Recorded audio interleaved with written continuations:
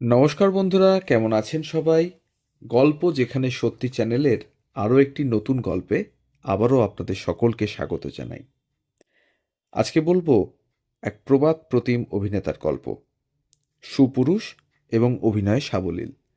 নায়ক হওয়ার সব রকম বৈশিষ্ট্য ছিল পূর্ণমাত্রায়, কিন্তু তিনি পর্দায় খলনায়ক হয়েই থাকলেন।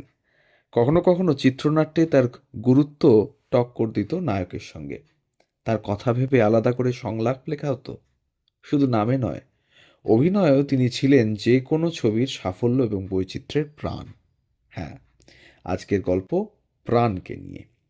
এক সম্পন্ন পরিবারে প্রাণের জন্ম 1920 সালের 12 ফেব্রুয়ারি, অবিভক্ত ভারতের লাহোরের লক্ষ্মীচকে। তার বাবা কেবল কৃষ্ণন সিকান্দ ছিলেন সিভিল ইঞ্জিনিয়ার, কাজ করতেন সরকারি সিভিল কন্ট্রাক্টর হিসেবে। কেবল কৃষ্ণন এবং তার স্ত্রী রামেশ্বরীর মোট 7 জন সন্তান, তার মধ্যে 4 ছেলে এবং 3 মেয়ে। তার বাবার মতো প্রাণও ছিলেন মেধাবী। গণিত ছিল তার প্রিয় বিষয়। বাবার বদলির চাকরির সুবাদে ব্রিটিশ ভারতের বিভিন্ন শহরে কেটেছে প্রাণের শৈশব ও কৈশোর। দেরাদুন, কর্পূরথালা, মেরঠ, উন্নাও সহ দেশের বিভিন্ন শহরের স্কুলে পড়াশোনা করেন তিনি। উত্তরপ্রদেশের রামপুরে হামিদ স্কুল থেকে ম্যাট্রিকুলেশন পরীক্ষা দেন। পড়াশোনার পাশাপাশি শখ ছিল অভিনয় আর ছবি তোলার। দ্বিতীয় শখকেই জীবনের প্রথম পেশা করেছিলেন তিনি। শিক্ষানবিশ হিসেবে যোগ দিয়েছিলেন ফটোগ্রাফি সংস্থা দিল্লির এ দাস অ্যান্ড কোম্পানিতে। বজায় ছিল অভিনয়ের নেশাও। রামলীলায় সীতার ভূমিকায় অভিনয় করবেন বলে সিমলায় গিয়েছিলেন। তার বিরতি আহ, মানে এই চরিত্র করতে গিয়ে তার উল্টো দিকে ছিলেন রামের চরিত্রে অভিনয় করার জন্য হিন্দি ছবির আর একজন প্রবাদ প্রতিম অভিনেতা, অমরেশ পুরীর ভাই মদন পুরী। প্রকাশ্য মঞ্চে এটাই ছিল প্রাণের প্রথম অভিনয়। হিন্দি ছবিতে অভিনয়ের সুযোগ এসেছিল আচমকাই। লাহোরের বাজারে আলাপ হয়েছিল লেখক ওয়ালি মোহাম্মদ ওয়ালির সঙ্গে। সেই আলাপের সূত্রেই প্রথম অভিনয়ের সুযোগ পাঞ্জাবি ছবি ইয়ামলা জাটে। 1940 সালে মুক্তি পাওয়া এই ছবিতে তার সঙ্গে ছিলেন নূরজাহান এবং দুর্গা খোটে। 1942 সালে মুক্তি পায় প্রাণের প্রথম হিন্দি ছবি খানদান। এই ছবিতে তিনি পুরো দস্তুর রোম্যান্টিক নায়ক। তার নায়িকা নূরজাহানের তখন বয়স মাত্র 15, লম্বায় অনেকটাই খাটো। ফলে ক্লোজ আপ শটে নায়ক নায়িকার উচ্চতার বৈষম্য বিসদৃশ্য লাগলো। সমস্যা দূর করতে প্রাণের পাশে নূরজাহানের পাশে দাঁড়াতে হতো ইটের পাঁজার ওপরে, যাতে ক্যামেরায় সামঞ্জস্যপূর্ণ লাগে। স্বাধীনতার আগে মানে 1942 থেকে 1946 অবধি প্রাণ মোট 22টি ছবিতে অভিনয় করেন। তার মধ্যে বেশিরভাগ ছবি মুক্তি পেয়েছিল স্বাধীনতার আগেই। 2টি ছবি দেশভাগের পরে মুক্তি পেয়েছিল শুধু পাকিস্তানে। দেশভাগের পরে প্রাণ চলে আসেন আজকের মুম্বাই শহরে। এই পালা বদলের সময় তার কেরিয়ার কিছুটা বিঘ্নিত হয়েছিল।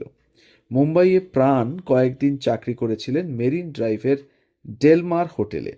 1948 সালে ফের শুরু করেন অভিনয়। লেখক সাদাত হোসেন মান্টো এবং অভিনেতা শ্যামের সাহায্যে প্রাণ অভিনয়ের সুযোগ পান বম্বে টকিজের ছবি জিদ্দিতে। এই ছবিতে নায়ক নায়িকা ছিলেন দেবানন্দ এবং কামিনী কৌশল। সুপারহিট এই ছবি দেবানন্দের কেরিয়ারে বড় ব্রেক ছিল। জিদ্দির ফলে প্রাণ ও আরব সাগরের তীরে পায়ের তলায় জমি খুঁজে পান। পরপর বেশ কিছু ছবির সুযোগ আসে তার কাছে। গৃহস্থী, অপরাধী, পুতলি, আদালত, জশন ছবিতে নিজের প্রতিভার পরিচয় রাখেন প্রাণ। এ সময় তিনি নায়ক এবং খলনায়ক দুরকমের চরিত্রেই অভিনয় করতেন। ক্রমে তিনি নিজেকে সরিয়ে আনেন শুধুমাত্র নেগেটিভ চরিত্রেই, কারণ তার মনে হয়েছিল নায়িকার সঙ্গে নাচ গান করা তার সঙ্গে মানানসই হচ্ছে না। বিশেষ করে ছবিতে নায়কের নাচের দৃশ্যে তার ঘোরতর আপত্তি ছিল। ফলে বেছে নেন নেগেটিভ চরিত্রই। দিলীপ কুমার, দেবানন্দ এবং রাজ কাপুরের মতো অভিনেতা প্রাণকে পছন্দ করতেন তাদের ছবিতে খলনায়ক হিসেবে। নানাভাই ভট্ট, বিমল রায়, আই এস জোহর, শক্তি সামন্ত, নাসির হুসেন সহ প্রাণের সমসাময়িক বড় পরিচালকরাও ছিলেন তার অভিনয়ের ভক্ত। খলনায়কের ভূমিকাকে প্রাণ নিয়ে গিয়েছিলেন চরিত্রাভিনেতার পর্যায়ে। 1968 থেকে 1982 অবধি তিনি পার্শ্ব চরিত্রাভিনেতাদের মধ্যে সবথেকে বেশি পারিশ্রমিক পেতেন। বড়ি বায়েন ছবি থেকে প্রাণ তার অভিনয়ের অন্যতম অংশ করে নিয়েছিলেন মুখ থেকে সিগারেটের ধোঁয়ায় রিং ছাড়ার ম্যানারিজমকে। পরবর্তীকালে তার বেশ কিছু ছবিতে ফিরে এসেছে এই ম্যানারিজম। প্রাণের ফিল্মোগ্রাফিতে উল্লেখযোগ্য হল উপকার, আজাদ, দেবদাস, মধুমতি, দিল দিয়া দর্দ লিয়া, রাম और श्याम, आदमी जिद्दी, मुनीमजी, चोरी चोरी, जागते रहो, অমরদ্বীপ, ববি, जब प्यार किसी से होता है এর মতো ভিন্ন স্বাদের ছবি। তার সমসাময়িক নায়কেরা সরে গিয়েছেন চরিত্রাভিনয়, অথচ প্রাণ দাপটের সঙ্গে খলনায়কের ভূমিকায় অভিনয় করে চলেছেন। তার পরের প্রজন্মের নায়ক শাম্মী কাপুর, জয় মুখোপাধ্যায়, রাজেন্দ্র কুমার, ধর্মেন্দ্রর সঙ্গেও প্রাণ অভিনয় করেছেন চুটিয়ে।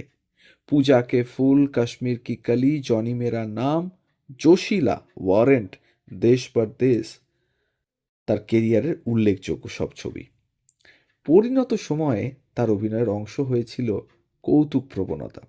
কিশোর কুমার এবং মেহমুদের সঙ্গে অভিনীত প্রাণের উল্লেখযোগ্য ছবির সঙ্গে আছে সাধু আর শয়তান, আশা, বেওকুফ এবং হাফ টিকিট। তার ইয়ারি হে ইমান এই গানের সাথে নাচ কেই বা ভুলতে পারেন। অশোক কুমার এবং প্রাণ ছিলেন অভিন্ন হৃদয়ের বন্ধু।